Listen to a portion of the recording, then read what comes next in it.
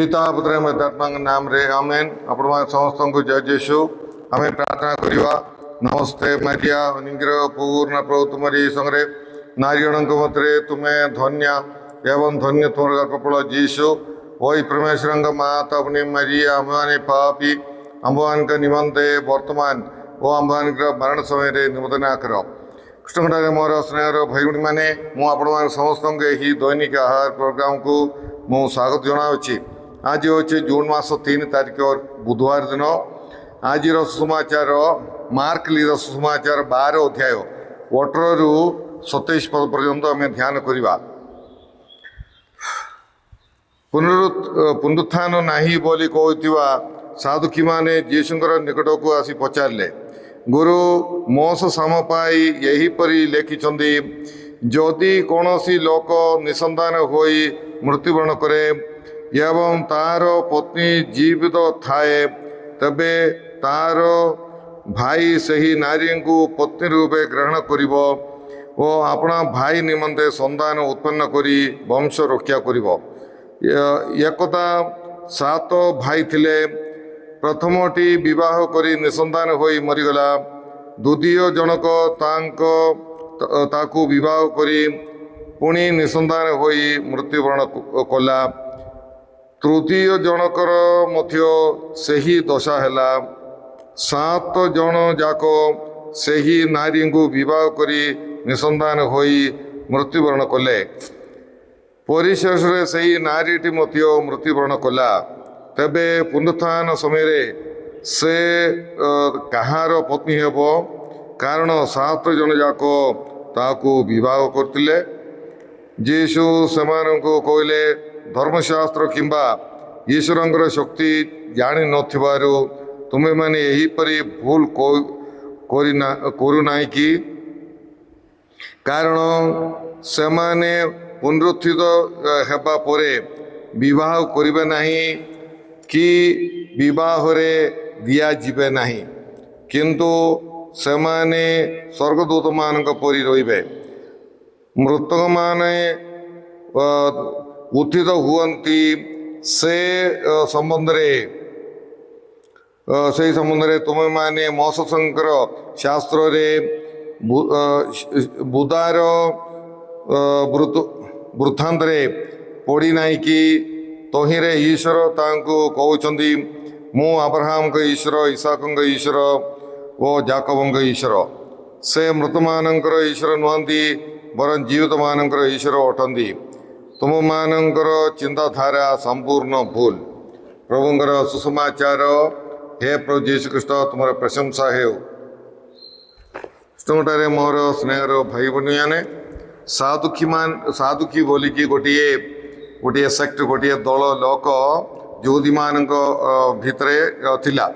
सेमाने होउचंदी दाविदंकर ओ तांकर पुओ सोलमंकर मुख्य पुरोहित साधक बोलिकी साधकंकर संतान संतति सेमाने साधक बोलिकी से मुख्य याजक थिला दाविदंकर एवं सोलमंकर आउ तांकर संतान संतति मानकु साधकी माने बोलिकी कह जाउछि। यमाने जीशुंकर समय रे धार्मिक नेता माने थिले एवं यमाने प्रधान याजक माने थिले एवं याजक नेता माने एवं साधुकी माने होइथिले। ये सबू माने प्रधान याजक माने एवं याजक नेता माने सबू यही साधुकी दलरू आम देखिपर। तेणुक से गोटे प्रमुख गोटे मुख्य गोटे भूमिका यही यहूदी मानकर जीवन में आम देखिपर। यहूदी मानकर विशेष करी तांकर याजक दल रे यमानकर बहुत बड़ भूमिका आम देखिपर। आउ सेमाने यहूदी समाज को सेमाने नेतृत्व देउथिले एवं प्राय समस्ते धनी लोक माने थिले, किंतु सेमाने मनुष्यर माने कौन अच्छी मनुष्यर पुनरुत्थान रे एवं दूत मानकटारे सेमाने विश्वास करुनथिले। यही पृथ्वी रे सब सरीजीव आ मृत्यु जनकर मृत्यु रे सब शेष हो बोलिकी सेमानकर विश्वास थिला। आ मरण परे गोटे जीवन नाई ତେଣୁ ବର୍ତ୍ତମାନ ପୃଥିବୀରେ ଖୁସିରେ ଜୀବନଯାପନ କରିବା ଏ ପ୍ରକାର ଗୋଟିଏ ଜୀବନଯାପନ ସେମାନେ କରୁଥିଲେ।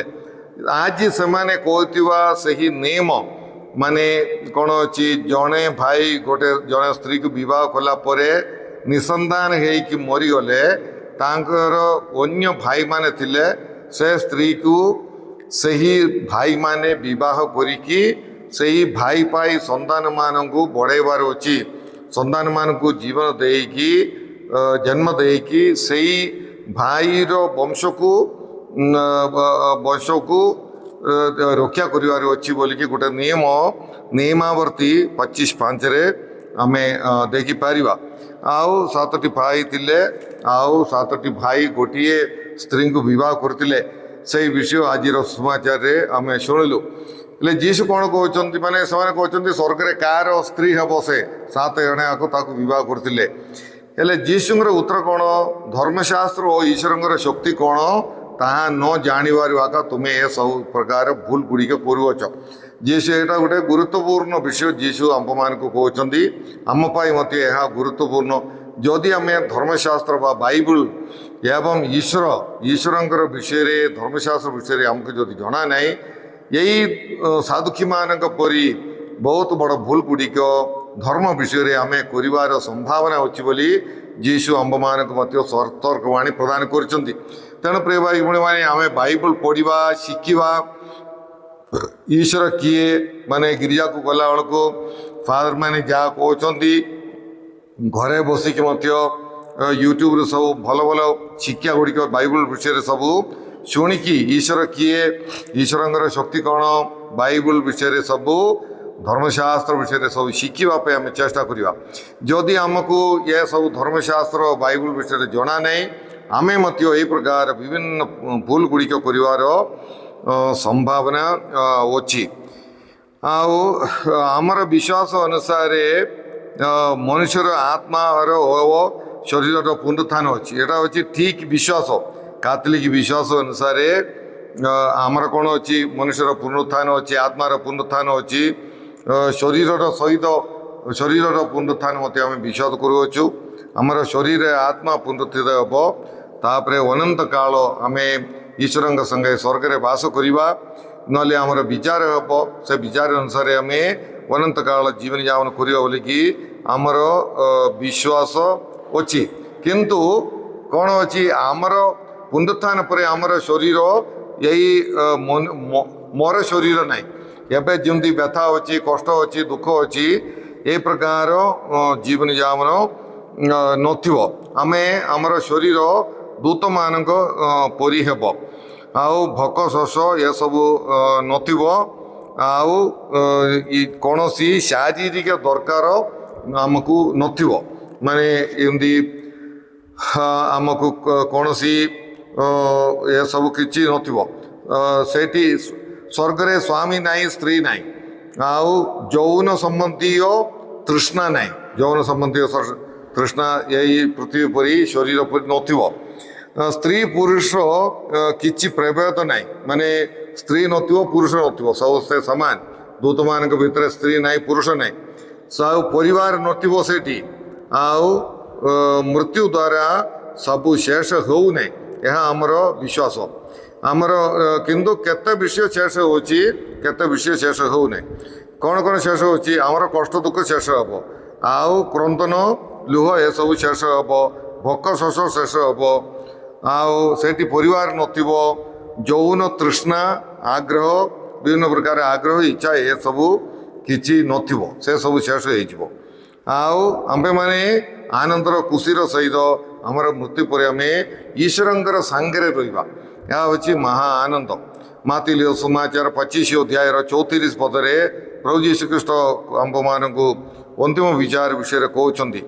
ଆଉ ଯେଉଁମାନେ ଉତ୍ତମ ଜୀବନଯାପନ କରିଛନ୍ତି ସେମାନଙ୍କୁ ସେତେବେଳେ ବିଚାରକର୍ତ୍ତା କହିବେ, ମୋର ପିତାଙ୍କର ଆଶୀର୍ବାଦର ପାତ୍ରଗଣ ଆସ, ଜଗତର ସୃଷ୍ଟି ସମୟରୁ ତୁମ୍ଭମାନଙ୍କ ପାଇଁ ଯେଉଁ ରାଜ୍ୟ ପ୍ରସ୍ତୁତ ତାହା ଅଧିକାର କର। ତେଣୁକରି ଈଶ୍ୱର ମାନେ ସେ ସ୍ୱର୍ଗ ରାଜ୍ୟ, ସ୍ୱର୍ଗ ପୃଥିବୀର ଆରମ୍ଭରୁ ଅଛି, ସେଇଟା ଯୀଶୁ ଆମ ପାଇଁ ପ୍ରସ୍ତୁତ କରି ରଖିଛନ୍ତି। ଆମେ ସମସ୍ତେ ସେଇଠି ଯିବା ଆମର ମୃତ୍ୟୁ ପରେ ଯୀଶୁ ନିଜେ ସାକ୍ଷ୍ୟ ଦେଇଛନ୍ତି। ଆଉ ସେଇ ଅନନ୍ତ ସ୍ୱର୍ଗ ଭାଗ୍ୟକୁ ଲକ୍ଷ୍ୟ କରି ଆମେ ଜୀବନଯାପନ କରିବା। ଯୀଶୁଙ୍କର ଆଜିର ସମାଚାର ଆମକୁ ଅନୁପ୍ରାଣିତ କରେ ଯେ ସ୍ୱର୍ଗକୁ ଲକ୍ଷ୍ୟ କରି ଜୀବନଯାପନ କରିବା, ଈଶ୍ୱରଙ୍କୁ ଦେଖିବା। ଆମେ ପ୍ରଥମ କୋରିନ୍ଥୀୟ 2:9 ସାଧୁ ପୌଳ କହନ୍ତି, ସେଇ ସ୍ୱର୍ଗ ଭାଗ୍ୟ ଯାହାକି ଆଖି ଦେଖି ନାହିଁ, କାନ ଶୁଭି ନାହିଁ, ସେଇ ସ୍ୱର୍ଗ ଭାଗ୍ୟକୁ ପ୍ରଭୁ ଆମ ସମସ୍ତଙ୍କୁ ଆହ୍ୱାନ କରିଛନ୍ତି। ସେଇ ସ୍ୱର୍ଗକୁ ଲକ୍ଷ୍ୟ କରି ସେଇ ମହାନ ଆନନ୍ଦ ଖୁସିକୁ ଲକ୍ଷ୍ୟ କରି ଆମେ ସମସ୍ତେ ଜୀବନଯାପନ କରିବା। ସେଇ ସାଧୁକ୍ୟମାନଙ୍କ ପରି ଏଇଠି ସବୁ ସରିଲା ପରି ଆମେ ଜୀବନଯାପନ କରିବା ନାହିଁ, ବରଂ ଆମର ଗୋଟେ ଆମେ ଆଶାର ତୀର୍ଥଯାତ୍ରୀ। ଆମର ଗୋଟେ ଆଶା ଅଛି ଈଶ୍ୱରଙ୍କ ପାଖରେ ପହଞ୍ଚିବା, ସ୍ୱର୍ଗକୁ ଯିବା। ମରଣ ପରେ ଗୋଟେ ଜୀବନ ଅଛି ଈଶ୍ୱରଙ୍କ ସାଙ୍ଗରେ। ଆଉ ସେଇ ବର୍ଣ୍ଣନା ନ କରିପାରିଥିବା ସେଇ ଖୁସି ଆନନ୍ଦ ମୁଁ ଅନୁଭବ କରିବି। ଏ ପ୍ରକାର ଗୋଟିଏ ଲକ୍ଷ୍ୟର ସହିତ ଆଶାର ସହିତ ଆମେ ଜୀବନଯାପନ କରିବା। ହେ ପ୍ରଭୁ ପରମେଶ୍ୱର, ଆଜିର ସମାଚାର ପାଇଁ ଆମେ ତୁମକୁ ଧନ୍ୟବାଦ ଦେଉଅଛୁ। ହେ ପ୍ରଭୁ, ସାଧୁକୀମାନଙ୍କ ପରି ଏହି ପୃଥିବୀରେ ସବୁକିଛି ଶେଷ ହେଲା ପରି ଜୀବନଯାପନ ନ କରି ପ୍ରଭୁ ସ୍ୱର୍ଗକୁ ଲକ୍ଷ୍ୟ କରି ଗୋଟେ ଜୀବନଯାପନ କରିବା ପାଇଁ, ପରିତ୍ରାଣକୁ ଲକ୍ଷ୍ୟ କରି ଜୀବନଯାପନ କରିବା ପାଇଁ ଆମ୍ଭମାନଙ୍କୁ ସାହାଯ୍ୟ କର। ହେ ପ୍ରଭୁ, ପରିତ୍ରାଣ ପାଇବା ପାଇଁ ଆମର ଜୀବନରେ ଯାହା କିଛି ବାଧାବିଘ୍ନ ଅଛି ପ୍ରଭୁ ତୁମେ ଦୂର କର।